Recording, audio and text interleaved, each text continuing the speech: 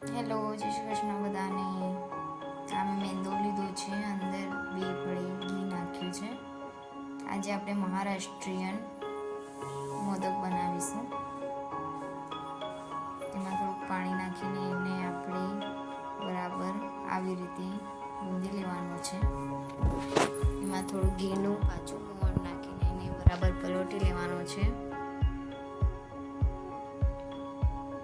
જેથી તેના કણ ફૂલી જાય.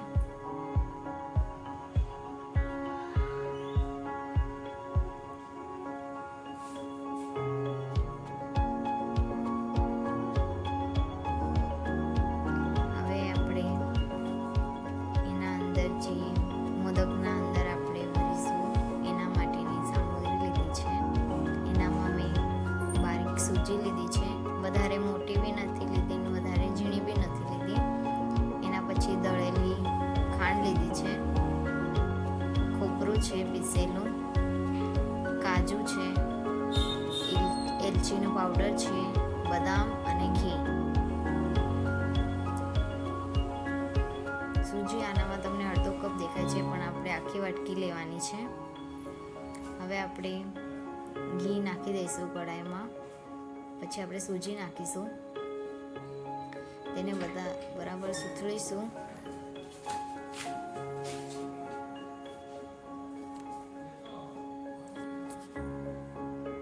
આવી રીતે બરાબર બ્રાઉન કલર થઈ જાય ત્યાર સુધી તેને બરાબર શેકીશું.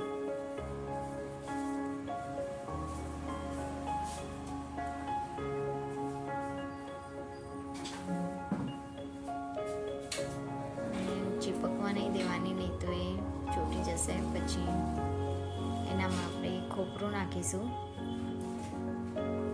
ગેસની ફ્લેમ બંધ કરી દેવાની છે. કાજુ, બદામ, ઇલાયચી નાખી દઈશું અંદર.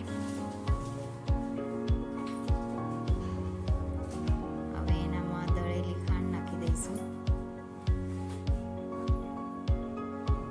એને પણ બરાબર મિક્સ કરી લેવાની છે. ત્યાર પછી તેને આપણે ડીશમાં કાઢી લઈશું ઠંડુ થવા માટે.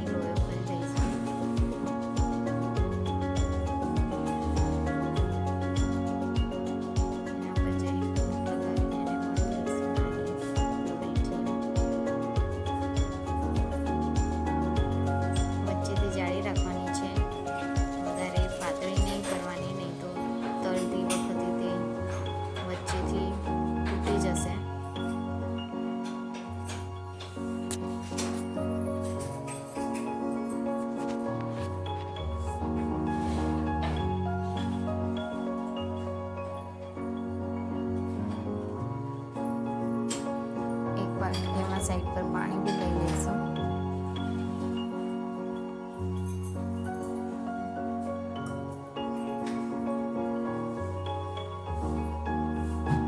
તેની ચારે બાજુ આપણે પાણી લગાવી દઈશું અને તેમાં જે મિશ્રણ બનાવ્યું હતું એ વચ્ચે નાખીશું. હવે તેને મોદકનો આપણે શેપ આપી દઈશું.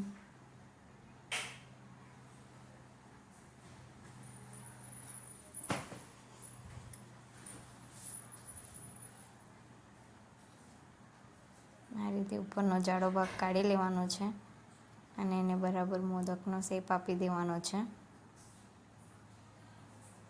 આ બધા મોદક બનીને મેં રેડી કરી લીધા છે. હવે આપણે એને તળીશું. તેના માટે મેં તેલ ગરમ કરી લીધું છે. ગેસ થોડોક ઓછો કરી લઈશું. તેલ આવી જાય એટલે તેમાં મોદક નાખીશું.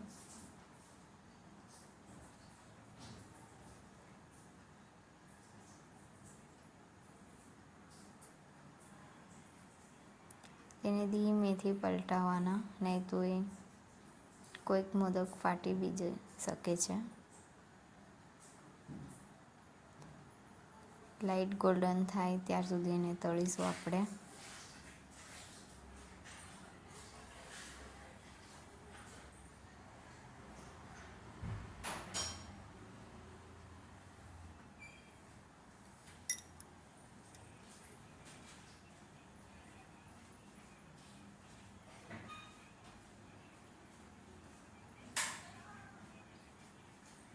થઈ ગયા છે. આપણા મોદક બનીને રેડી છે. ખાવામાં બહુ ટેસ્ટી લાગે છે. મહારાષ્ટ્રીયન મોદક.